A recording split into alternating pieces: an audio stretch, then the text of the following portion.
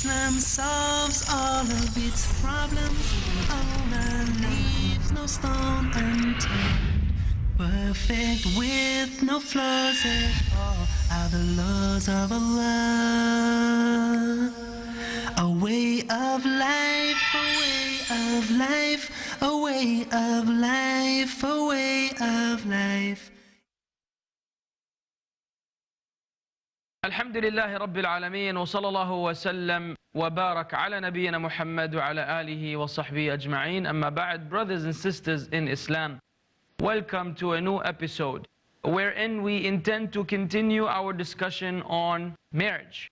And by Allah's grace, we covered, we could say not all, but most of the most important qualities that a husband should look for when trying to find his future wife, bi'idhnillah. Now we're going to turn the tables around, and we really were, being straightforward with the sisters, and now we have to be straightforward with the brothers, because sometimes we get away with a lot of things and which we shouldn't get away with. So how about we start by addressing this issue head on? What are the things which a sister should look for in a husband, in her future potential husband? Bismillah ar-Rahman ar-Rahim, alhamdulillah, wa salatu wa salamu ala rasulillahi wa alihi wa sahbihi wa man ihtada bihudah, amma ba'd. Again, our guidance comes from the Quran and Sunnah. And there are qualities mentioned in the Quran, as in the story with the two women when they went back to their father, praising Moses, peace be upon him. But we will not start with that. We will start with the hadith of the Prophet ﷺ, when he said, whenever someone with righteous commitment that is accepted to you and moral conduct proposes to your daughter, to your sister, then you should accept him. Otherwise, a lot of chaos, mischief, corruption would be widely spread on earth. So here we have two qualities. The first one is his religious commitment. And again, we will not start this dialogue again. What do you mean by religious commitment? Whether he has to have a beard and you have to measure how long it is or not. This is only part of it. It's not even like 2% of the deen. You mean the beard, not the length of the beard? Of course. Right, yeah. Yeah, to be abiding by the Quran and Sunnah. Any brother who agrees to abide by the Quran and Sunnah and practices Islam, then this is half of the qualities needed. The other half is to have the moral conduct, the good behavior, the good character. Yes, if you don't mind. Yes, go ahead. Alhamdulillah, wa salatu wa salam ala rasulillah wa ala alihi wa sahbihi man wala man ittaba hudah ila yawm ad-din, amma ba'd. This beautiful hadith, the Prophet ﷺ mentioned two qualities, the deen and the khuluq. Sheikh Asim mentioned what he means by the deen. Deen, that he is a Muslim in the true sense. Let us put it that way. Muslim fears Allah subhanahu wa ta'ala. He knows that this woman is indeed, as the Prophet ﷺ said, he is just like a prisoner. That's what the Prophet ﷺ said, awanun indakum, like captives. He is powerless. You have everything. So you have to fear Allah. And this is what the last words came from the mouth of the Prophet ﷺ when he was dying. Take care of your wives. Take care of your wives. So he is reminding the Sahaba how to be and to be kind with their wives. So that is about the deed and the khuluq, the character. Two things, they go together. Not enough that he is a practicing brother. No, that's not sufficient. How you find out? By asking. And this is the duty of the parents and the brother. Does he maintain his prayers? Ask his parents, ask his friends, ask. We have to do our homework to know about the character of this person. Not by, should not, also sometimes the brothers are deceived by the looks, and the sisters as well.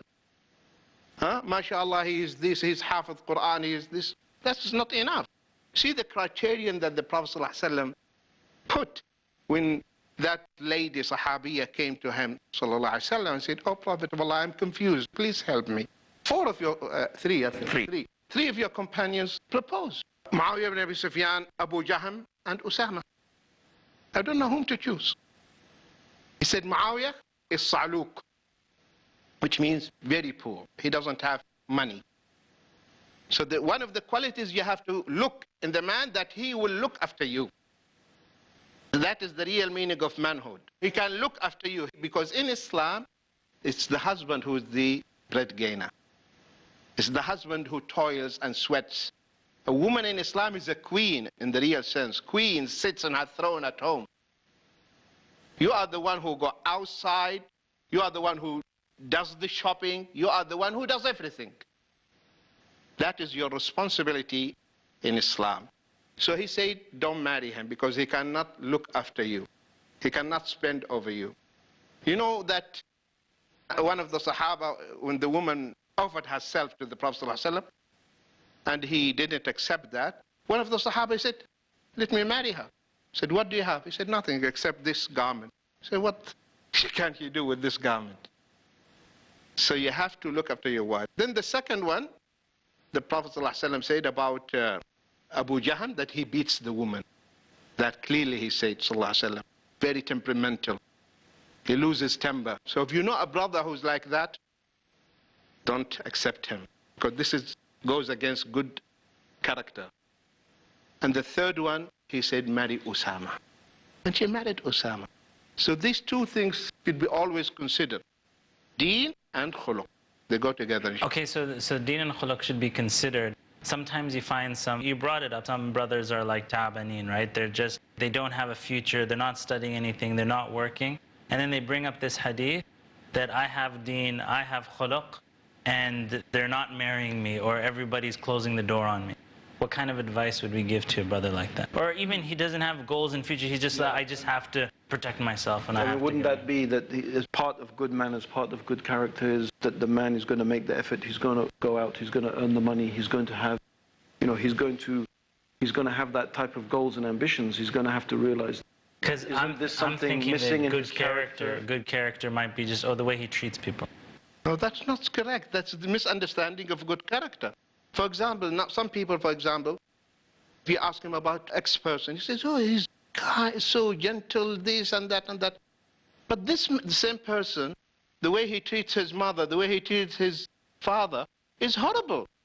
So he's not gentle, he has no manner, he has no akhlaq at all, according to the Islamic. Sheikh, don't the scholars actually, they divide husn al-khuluq into two kinds. Husn al-khuluq ma' Allah and ma' al-khalq. Yani a part of husn al-khuluq is the way the servitude that one has towards Allah, abiding by the rules. The creator and the creation. When revelation, is presented, he doesn't object and, use science, for example, to reject the Quran. That's husn al-khuluq with Allah Azza wa Jal. So I remember the scholars say, if someone doesn't behave in this fashion, even though he may be kind with the people, he actually doesn't have husn khuluq in the ultimate sense of the word. And so someone who doesn't want to work, he could get educated, but he doesn't choose to do so, then we have to take away from husn khuluq according to the level of carelessness that he is upon. And if I may add, Sheikh Muhammad mentioned is correct. See, the hadith of Fatima bint Qais, when she came to the Prophet asking him about these who are proposing to her, Muawiyah, we know, he's a companion. He is one of the scribers of the wahi. So his religious commitment is, mashallah, at the max. And he comes from a very noble family. And his character is good. Yet the Prophet told her, because this deficiency in finance, he would not be able to take care of you, there's someone who's better than him. Not only that, when you go to the hadith of إِنَّمَا الْحَجُّ عَرَفَةً, that Hajj is to stand on Mount or by Mount Arafah. Al-Hajj Arafah. So does this mean that we neglect the remaining pillars? Definitely not. But this is the most apparent pillar visible to us or available. Likewise, mainly speaking, 99%, those who have good character and good religious commitment, usually they are perfect, they're good. There might be a black sheep of the family or a colorless sheep, if you want, that does not have this. But usually, when we say that someone who has good character and good religious commitment, and he doesn't have a job, and he's happy of not having a job, and he's proposing to people, definitely there is a deficiency in this person. And that is why I think we should define what do we mean by good character. So is it only to be kind and humble, and that is it? Because weakness is not a good character, and being arrogant is not a good character. So you have to look into it. I personally think that among the things mentioned in the hadith of Fatima bint Qais, may Allah be pleased with her, that he should be generous. That the woman should look And this is an important character, because generosity solves a lot, and I mean a lot of problems, and prevent them from even happening in the first place. So if someone proposes to a sister, she should ask and investigate. And this, by the way, happened. It happens, and it happened in the past to me. I get a lot of brothers coming after a salah, and they say, Sheikh, do you know this particular person? I said, Wallah, akhi, the name does not ring a bell, but I don't, after all, know all the congregation. Where does he live? He says he lives in that house. He looks like this and that. And I say, I've never seen him pray in the masjid. To tell you the truth, I'm sorry. He said, Jazakallah khair, this is more than enough. And I ask why. And he says, my sister, this man proposed to her, and he has a very good job, and he is from an influential family and a good lineage. But she said, this is my most important condition that comes at the top of the list. Does he pray Fajr in the masjid and the rest of the prayers? If he doesn't, don't ask about any other question. Before we go on, we're going to take a short break. Stay tuned. We'll be right back, inshallah. A way of life, a way of life.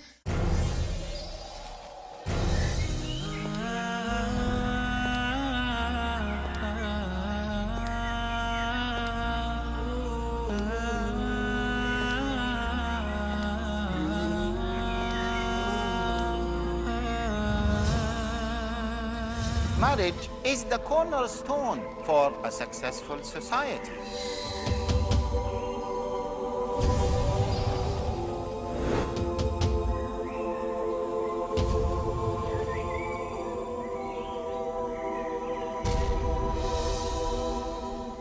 How can we maintain a successful marriage?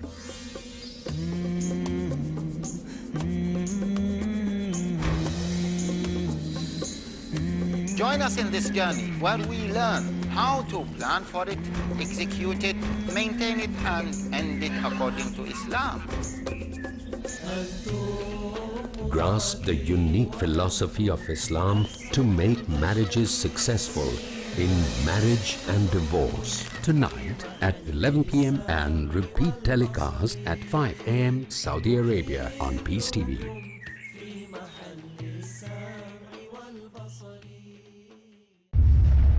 Marriage or divorce? What's Islamic ruling? Nikah. Solution or problem? Heaven or hell? There is a misconception. You choose. Beauty, wealth, family status, virtue. Decide what you want. Decide your choice. Be sad or be happy. It's your choice. Join Dr. Zakir Naik in Better Half or Bitter Half every Sunday at 6:30 p.m. and repeat telecast at 9:30 a.m. Saudi Arabia on Peace TV.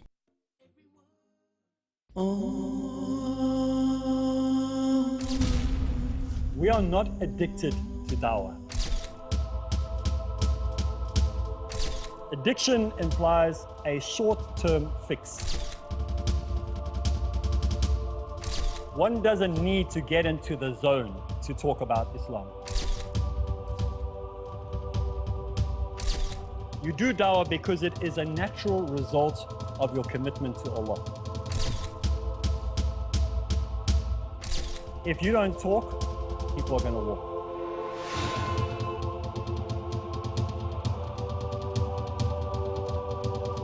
The most effective combination in the propagation of true Islam is found in Dawah Ilallah.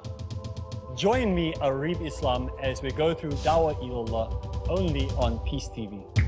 Follow the tips to make the task of Dawah result-oriented in Dawah Ilallah, next on Peace TV. A way of life, a way of life. Assalamu alaikum wa rahmatullah. Welcome back. So Generosity solves a lot, and I mean a lot of problems, and prevent them from even happening in the first place. So if someone proposes to a sister, she should ask and investigate. And this, by the way, it happens, and it happened in the past to me. I get a lot of brothers coming after a salah, and they say, Sheikh, do you know this particular person? I say, Wallah, akhi, the name does not ring a bell. But I don't, after all, know all the congregation. Where does he live? He says he lives in that house, he looks like this and that. And I say, I've never seen him pray in the masjid, to tell you the truth. I'm sorry. He said, Jazakallah khair, this is more than enough. And I ask why. And he says, my sister, this man proposed to her, and he has a very good job, and he is from an influential family and a good lineage. But she said, this is my most important condition that comes at the top of the list. Does he pray Fajr in the masjid and the rest of the prayers? If he doesn't, don't ask about any other question. We continue dealing with the issues at hand. So what other qualities, or do we want to elaborate more on Husn al-Khuluq? I wanted to, another thing that we see men do, or even you could say boys, they want to get married, and they think that the only criteria is inna akramakum indallahi atqakum. You know, that the most noble amongst you is the one who has the most taqwa. So this guy comes to get married, he proposes, he gets the door shut in his face, and then he makes it an Islamic issue. That they're not, you know, they're not following Islam, they're closing the doors. What advice can we give to you? This brother, we tell him, sorry, you don't know your Islam very well. You need to understand the deen. And don't you hear what your Prophet is saying, sallallahu alaihi wasallam? What did the Prophet sallallahu alaihi wasallam, didn't he say the upper hand is better than the lower hand? Because the upper hand is the one that spends. Why did Allah give you qawama? That you are the man and you have this degree. What is that degree? That degree because of spending, because of shouldering responsibility. The ayah sends that. And not only this, it is very important if a woman, for example, and some of the problems that when a woman is working and she is earning and she is spending in you, she will be always looking upon you. Who are you? Because she doesn't feel that you are a real man. So this brother, we tell him, brother, before you knock on people's doors asking for the hands of their daughters, be a real man. Okay, that you are responsible, that you look after a family, because at the end of the day, when I give you my daughter, I want to sleep peacefully, that my daughter is living peacefully, happily, and there is a man protecting her and looking after her. And the ulama, they commented on this hadith that Prophet ﷺ, when he advised the Sahabiya, they said he mentioned the qualities that pertain to the marriage issue. See, what are relevant to the marriage issue. And they say that's why when you are asked about someone who wants to marry my sister or daughter, don't tell, mashallah, he is this, he is this. No, tell him negatives. The negatives, what are going to affect the marital life. That's why the Prophet ﷺ said, Muawiyah cannot look after you because he doesn't have the means of supporting you. Abu Jaham will be beating you. Okay? So marry Usama. And the lady said, and I married Usama, and mashallah, our life was, mashallah, successful and happy. A beautiful story, something that I saw one year when I went for Hajj. I was talking to the bus driver, and he's a Saudi bus driver, a young brother. And I asked him if he was married. And then he said, I'm actually working now to build up the money so that I can get married, to pay the dowry.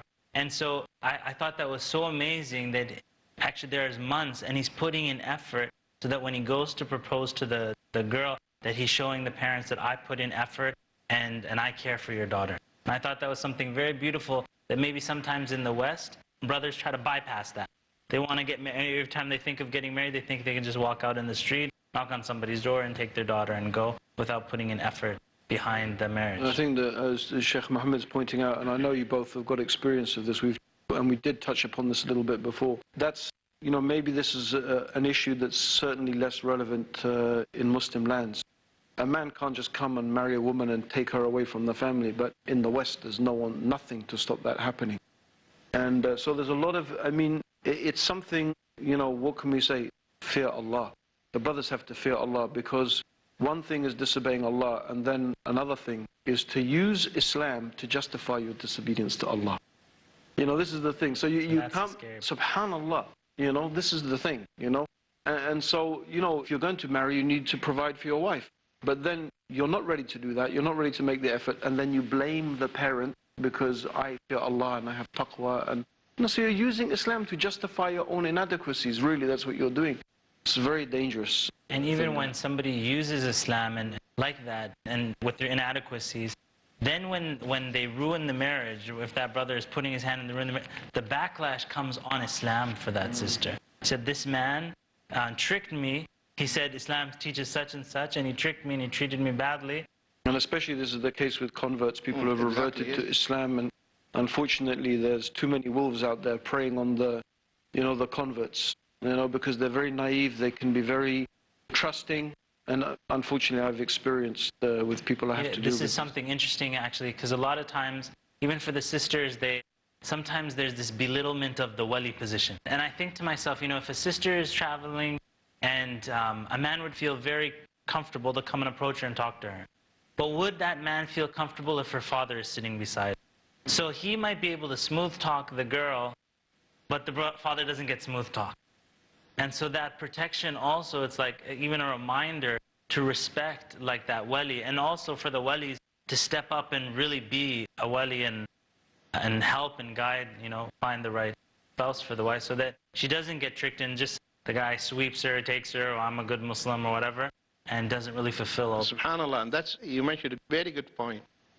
The divine instructions or teachings, they're always wisdom. So when Allah said there should be a guardian, or the Prophet ﷺ, there is a wisdom behind that. Everything is for your own sake, for your own benefit. Because we know that when a woman or a girl falls and she's in love, she doesn't see, she's blind. And you always try to pretend, mashallah, cute and nice, and hiding all your clothes, you will show them later on. And see? Then later on they realize this. That's why, because she can't think. So her family, the wali now, he knows, he will do the homework, okay, he will look and ask and this and this. So the wali there, it is for your own benefit. Jazakallah khair. What other qualities that we or the sisters should look for? Well, good character, actually, I think it's quite important to elaborate a bit on it, because it's a vague terminology. So we spoke about being generous, but also one of the added before. The most important qualities is to be truthful. And a lot of marriages are dissolved, are separated and destroyed because the lack of truthfulness and honesty. So when you want to marry a brother, that's not you, of course, it's when the sister wants to marry a brother, he has to be truthful and he has to be honest. So much of a lot of lies and deception is there in the marriages we have. And a lot of the brothers feel that it is halal to lie to your wife in every single aspect, not knowing. He has a deficiency. Can he hide that deficiency? Both of them are not allowed to hide any deficiencies or any defect. Some of the brothers use the hadith of the Prophet ﷺ that lying is not permitted except in 3 cases, and one of them, the spouse lying to his spouse. So if someone wants to go and spend the night with buddies and with his friends, and he lies, or he cheats on his wife, and he says, oh, the Prophet told me to lie. No, this is only in adding flavor and value and love to the marriage. So if your wife comes out in a dress and says, honey, how do I look? And you break out in laughter. What is this? It's yours or your sister, your daughter's. Look at you. It's almost about to burst, and you start laughing. Do you think she's going to love you? If she cooks badly, you know that she spent 2 hours in the kitchen. So the least of decency, when she asks you, how's the food? You say, mashallah, may Allah bless you. The food was good. But see, sometimes, let's be honest, sometimes wives, after spending many years, they understand. So, I mean, it's because someone will have to there's such chemistry that would be funny for her. And she would not mind at all, and their life goes on. I mean, the man has to see when to actually have to lie. Otherwise, if she really cooked bad food and she says, I'm going to cook it for the next 2 months, and so you're going to lie every day and you're going to eat outside, that's not really practical either. But she knows the taste. Now, she ate with you. And I always, not seriously, women love their own cooking. I always do this with my wives. And they taste the food, and they know it's horrible. I take 3-4 bites, and I say, alhamdulillah, jazakallah khairan. She said, how was the food? And I say, it's good, alhamdulillah. Edible. Yeah. And she said, you're lying. Why do you do this? And I always tell her, because you are coping up with my shortcomings. I don't take you out. I don't take you to restaurants. I don't buy you gold. This is the punishment. Yeah, I give her cash. This is the least I could do is to tolerate any shortcomings of you without me criticizing. And subhanallah, never ever, when you are invited, when you come back, you say, the food, mashallah, mother of so-and-so, she is so nice, she cooks, and that kills a woman. Really, because inside her she is burning, that means jealousy. So don't ever do that. And this happened to Aisha radiallahu anha. Aisha radiallahu anha, on the day of Safiya, mashallah, radiallahu anha, knew how to cook. She sent him food to the Prophet on Aisha's day. What Sayyidah Aisha radiallahu anha did? She took a stone, hit the blade, the food fell on the floor, and the Prophet ﷺ came and see how the Prophet ﷺ reacted. He picked up the food, put it in another plate, gave it to the Sahaba and said, eat your mother. And this is a